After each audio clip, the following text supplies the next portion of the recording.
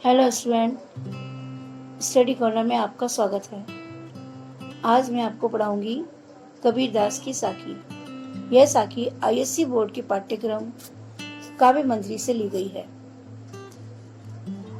पहली साखी है, पीछे लागा जाए था लोक वेद के साथी, आगे थे सदगुरु मिलिया दीपक दिया हाथी।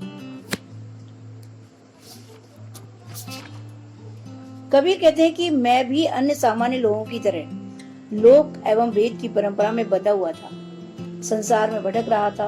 मार्ग में सामने से गुरु मिल गए जिन्होंने मेरे हाथ में ज्ञान रूपी दीपक दे दिया, अर्थात सदगुरु ने ज्ञान प्रदान कर दिया।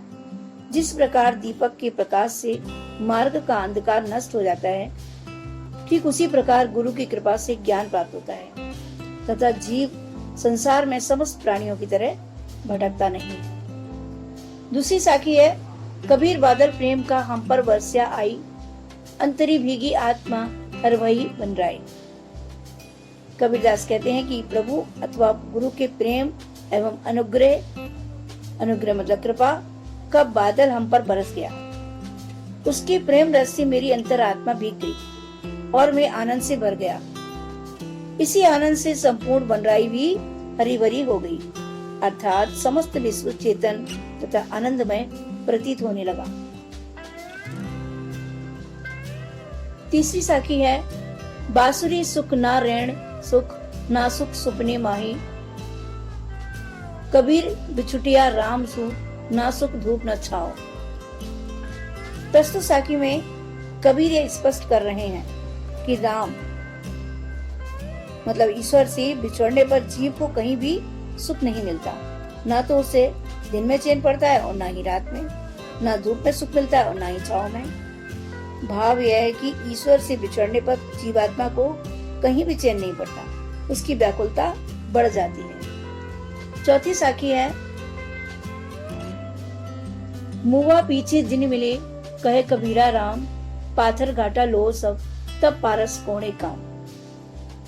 कबीरदास ईश्वर से प्रार्थना करते हैं कि हे प्रभु, यदि आप मुझे दर्शन देना चाहते हैं तो मरने के बाद दर्शन देने के बजाय उसके पहले ही मिलिए, क्योंकि पारस पत्थर की तलाश में पत्थरों से रगड़ते रगड़ते जब सारा लोहा ही समाप्त हो जाए तो उसके बाद पारस के मिलने का भी क्या फायदा। भाव यह है कि जिस प्रकार पारस पत्थर का उपयोग तभी हो सकता है जब तक कि लोहा हो, यदि लोहा ही समाप्त हो जाए तो पारस पत्थर किसे सोना बनाएगा। इसी प्रकार ईश्वर के दर्शन जीवित अवस्था में ही होने चाहिए। मृत्यु के बाद ईश्वर के दर्शन यदि हो भी जाएं, तो उनका कोई लाभ नहीं होगा। पांचवी साखी है, अखड़िया झाई पड़ी पंथ निहारे निहारे, जीवड़िया छाला पड़िया राम पुकारे पुकारे। कबीरदास की उपयुक्त साखी में प्रभु विरह की व्याकुलता का वर्णन किया गया है। वे कहते हैं कि प्रियतम की बाट देखते देखते मतलब ईश्वर की बाट देखते देखते आंखों में अंधेरा सा छाने लगा है। इस जिह्वा पर भी राम पुकारते पुकारते छाले पड़ गए, पर अभी तक ईश्वर से मिलन नहीं हुआ। भाव यह है कि ईश्वर के विरह में जीवात्मा अत्यंत व्याकुल है। छठवीं साखी है, जो रोहू तो बल घटे, हंसो तो राम रिसाए, मन ही मासी विसूर्णा, जो गुड़ काठे ही खाए।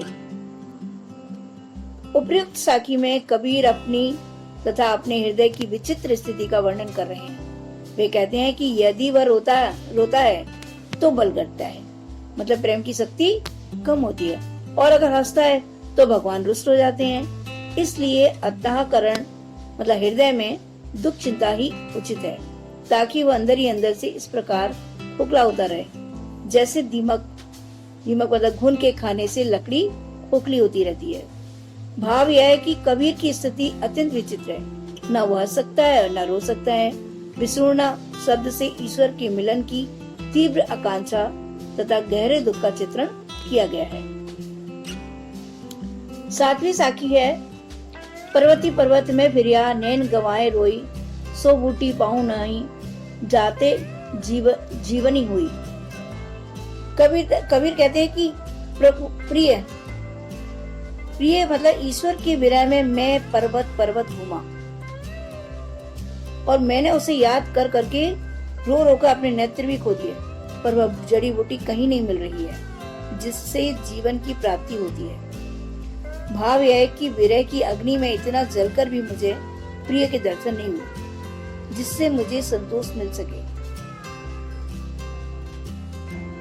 8वीं साखी है, आया था संसार में देसर को बहुरूप, कहे कबीरा संत हो पड़ गया नजर अनूप। कबीर कहते हैं कि इस संसार में अपनी वासनाओं से प्रेरित होकर अनेक रूप देखने को आया था, पर हे संतो, यहाँ पर गुरु की कृपा से अनुपम रूप के दर्शन हो गए।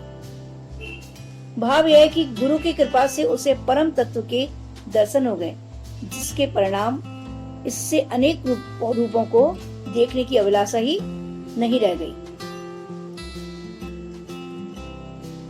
9वीं साखी है, जब मैं था तब हरि नहीं, अब हरि है मैं नहीं, हरि है मैं नहीं, सब अंधियारा मिट गया जब दीपक देखा माही। प्रस्तुत साखी में कबीरदास ये प्रेरणा दे रहे हैं कि जब तक व्यक्ति में अहम की भावना होती है, मतलब अहंकार की भावना होती है, तब तक उसे ईश्वर की प्राप्ति नहीं हो सकती तथा अज्ञान का अंधकार दूर नहीं हो सकता। कबीर कहते हैं कि जब तक मुझ में अहम था तब तक भगवान की पूर्ण सत्ता का ज्ञान ही नहीं था, अतः मेरे लिए हरि नहीं थे। जब मुझे ईश्वर की सर्वव्यापकता तथा जीव एवं ब्रह्म की एकता का ज्ञान हो गया तो अब केवल हरि ही रह गए। मेरा अहम मिट गया, अर्थात मेरा अहम ईश्वर में विलीन हो गया तथा उस परम ज्योति के दर्शन से मेरे अज्ञान का सारा अंधकार दूर हो गया। 10वीं साखी है, तन को जोगी सब करे, मन को विरला कोई, सब विधि सहजे पाइए, जय मन जोगी हुई।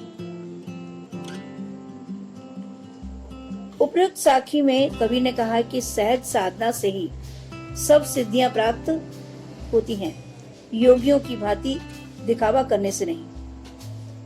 कबीरदास कहते हैं कि शरीर पर योगियों जैसी वेशभूषा तो चाहे कोई भी धारण कर सकता है, परंतु सच्चे वैराग्य के द्वारा मन में कोई भी बिरला ही योगी बन सकता है या बना सकता है। जिसका मन सच्चे योग को धारण कर लेता है उसे सब प्रकार की सिद्धियां सहज ही प्राप्त हो जाती हैं। भाव है कि ढोंग दिखावा करने से हमें कुछ भी प्राप्त नहीं होता। तो यह थी आज की साखी। अगर आपको मेरी साखी पसंद आई है तो लाइक, शेयर और कमेंट जरूर कीजिए और मेरे चैनल स्टडी कॉर्नर को भी सब्सक्राइब कीजिए। Thank you.